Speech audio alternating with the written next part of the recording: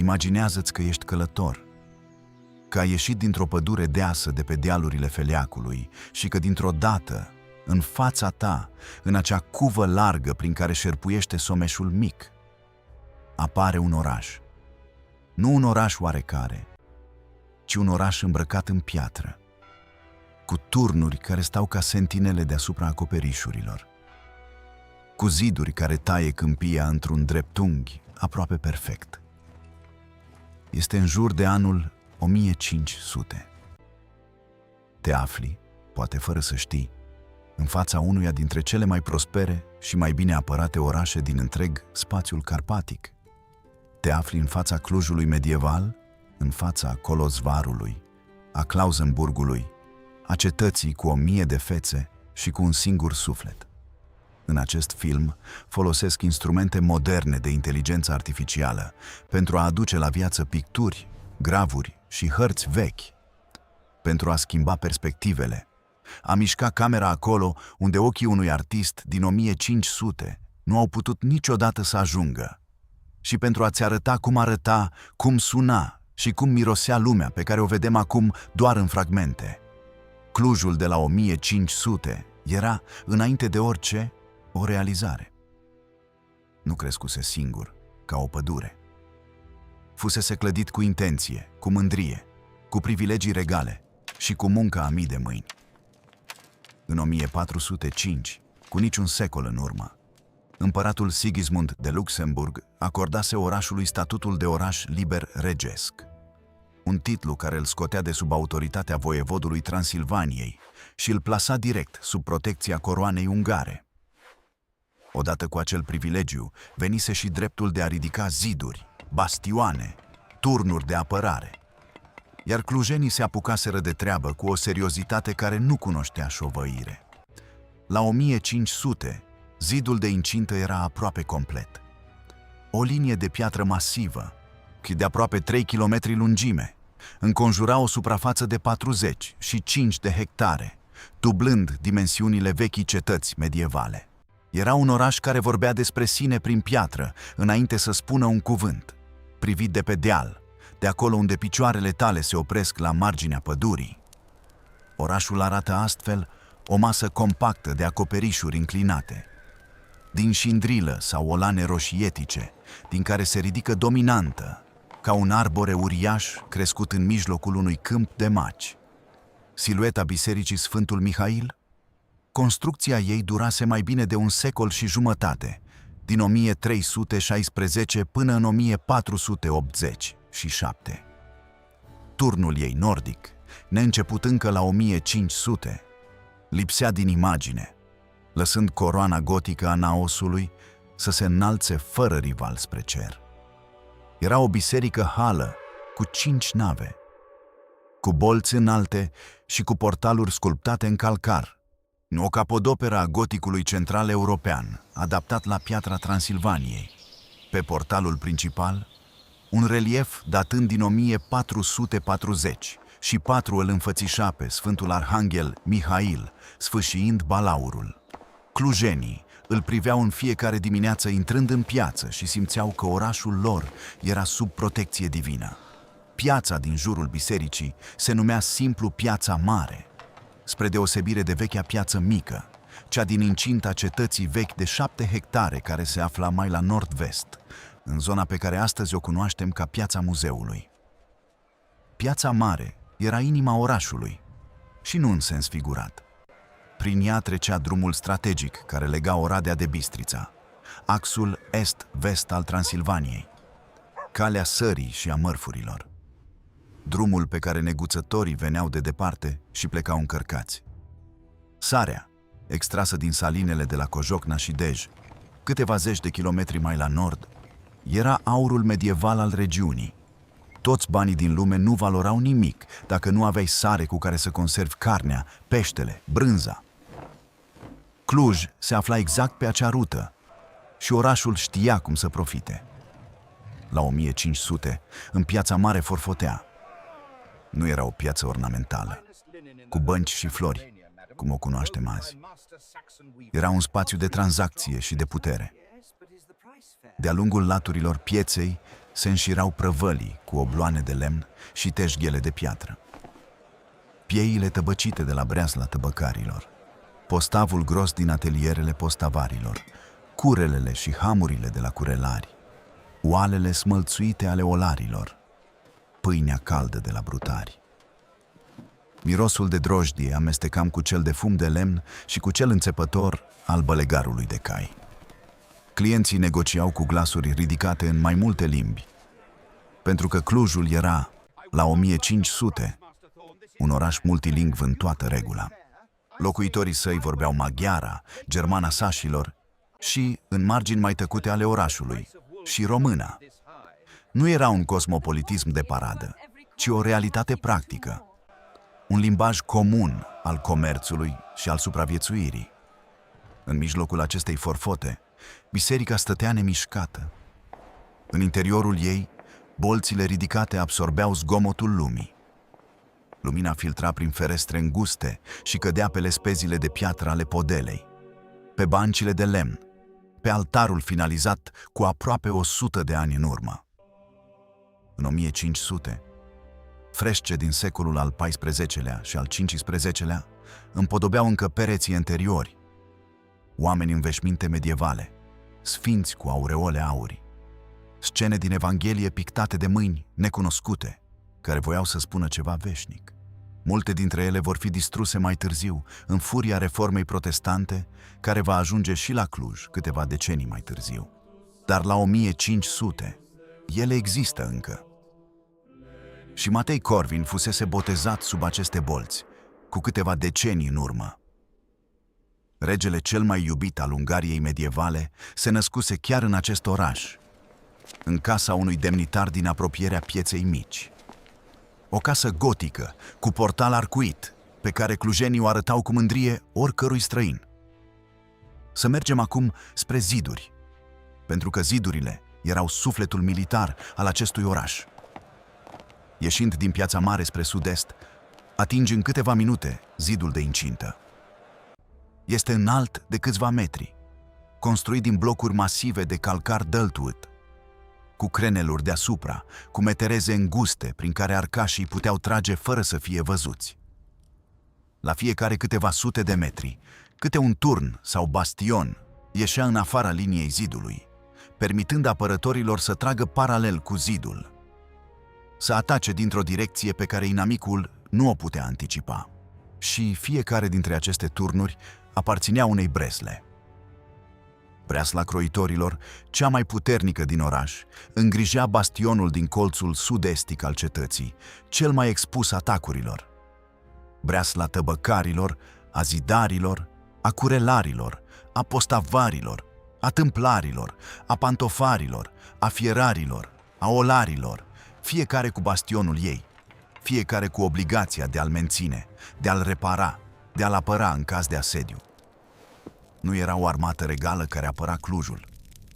Erau meșteșugarii înșiși, oamenii cu mâinile bătătorite de foarfece și de ciocani, care noaptea deveneau soldați. Această idee este probabil cea mai fascinantă a orașului medieval, pe care îl reconstruim acum cu ajutorul inteligenței artificiale. În alte cetăți, zidurile erau ale regelui, ale nobililor, ale episcopului. La Cluj, zidurile aparțineau breslelor. Aveau nume de meserie scrise în piatră. Era un oraș în care cetățenii de rând înțelegeau că libertatea se apără cu mâinile tale. Turnurile porților erau la fel de importante.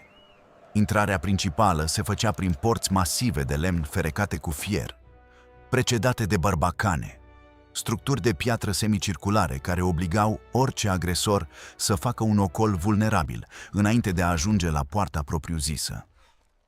Orașul avea în total 6 porți principale și 2 mai mici. Fiecare era păzită zi și noapte. Fiecare se închidea la apusul soarelui. Călătorul care întârzia pe drum și ajungea la poartă după căderea nopții dormea afară, pe câmpul de lângă șanțul cu apă, indiferent de vreme. Ordinea era mai valoroasă decât confortul. Să coborâm acum spre Someș, spre canalul Morilor. Apa era coloana vertebrală a economiei clujene. Someșul mic nu era doar un peisaj, era un motor. Morile de apă funcționau continuu, măcinând grâul adus din câmpia Transilvaniei. Canalul Morilor, care tăia prin partea de nord a orașului, era un sistem de irigare și de propulsare a roților cu palete. Tabacarii aveau nevoie de apă pentru curătat pieile. Vopsitorii o foloseau pentru dizolvarea pigmenților. Bărbierul și chirurgul orașului o foloseau pentru proceduri pe care mai bine nu le descriem prea amănunțit.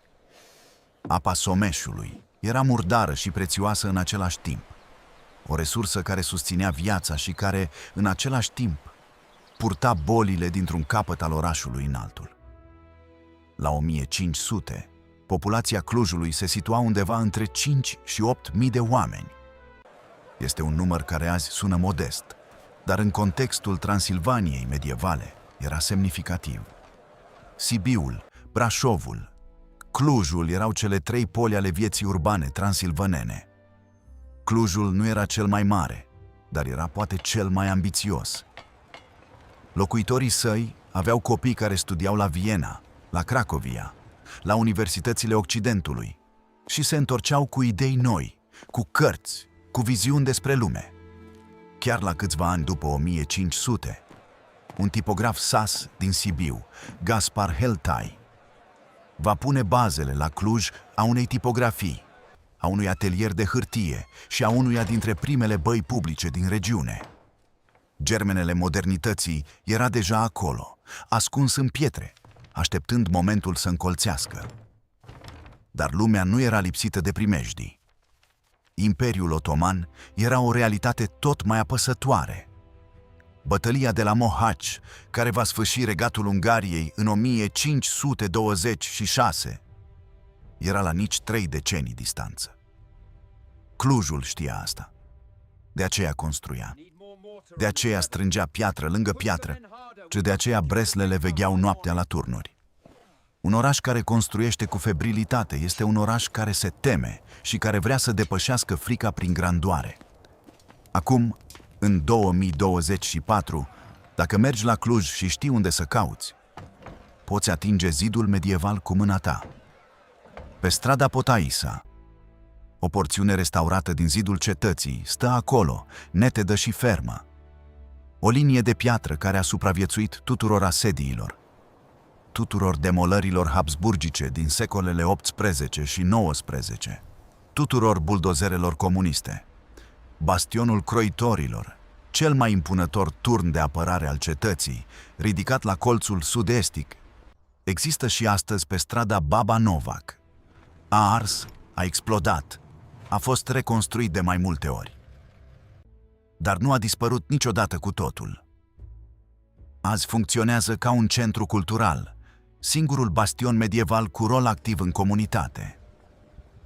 Când intri în el, te poți simți grosimea zidurilor care îți înconjoară umerii.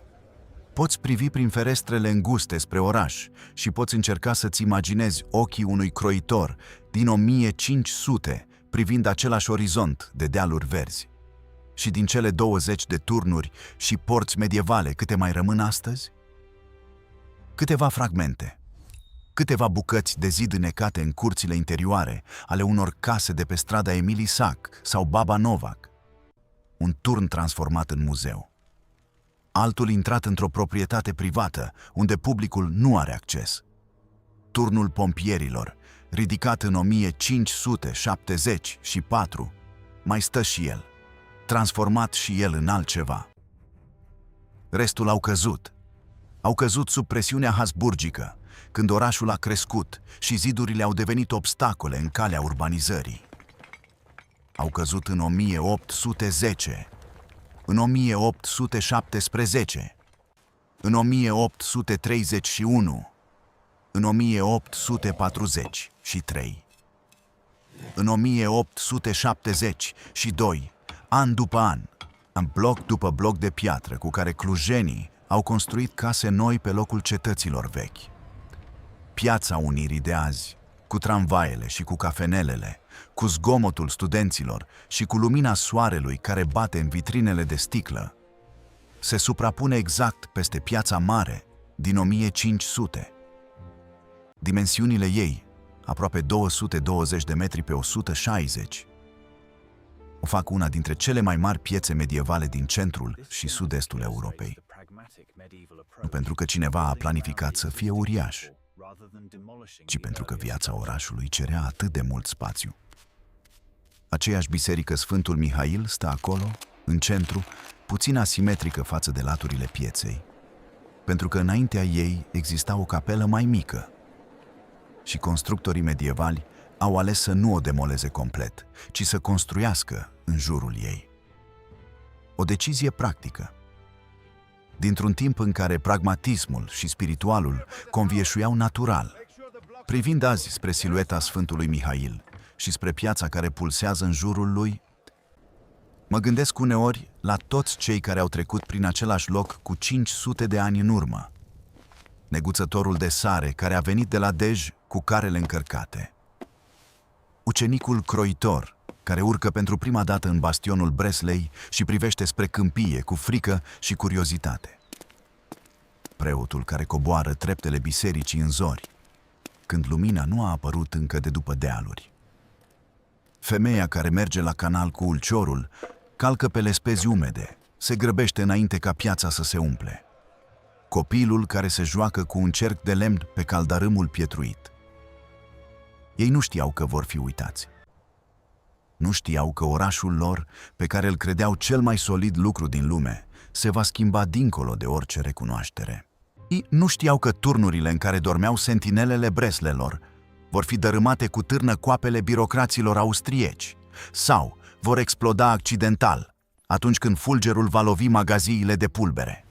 Nu știau că va veni o zi în care niște oameni cu calculatoare vor încerca să le reconstituie lumea dintr-o gravură veche și dintr-un fragment de zid de piatră. Dacă ar fi putut să știe, poate că ar fi lăsat mai mult în urmă. Sau poate că au lăsat exact cât trebuia. Piatra care mai stă, strada care mai urmează același traseu, biserica care se înalță același turn deasupra aceleiași piețe. Sunt suficiente urme ca să poți simți, pentru o clipă, că Clujul medieval nu a murit cu totul, că s-a retras doar puțin, în spatele tencuielii și al asfaltului, și că așteaptă. Dacă există un loc unde ai vrea să te fi aflat pentru o zi, în Evul Mediu, eu aș alege Piața Mare a Clujului, pe la 1500, în dimineața unui târg de toamnă. Mi-aș dori să aud limbile amestecate, să văd turnurile breslelor în lumina rece a dimineții, să intru în biserica al cărei turn nordic nu exista încă, să ating bolțile gotice și frescele care nu fuseseră încă distruse. Aș vrea să întreb un neguțător de unde vine sarea și un croitor din ce pricepere își face breazla atât de puternică. Nu putem merge acolo. Dar cu fiecare gravură animată, cu fiecare unghi nou pe care inteligența artificială ni-l permite să-l vedem, ne apropiem puțin. Nu înlocuim trecutul, îl onorăm. Dacă vrei să explorezi și alte cetăți sau epoci uitate, scrie-mi în comentarii ce oraș sau ce moment istoric ți-ar plăcea să reconstruim împreună. Clujul de la 1500 a fost un început. Povestea are mai multe capitole.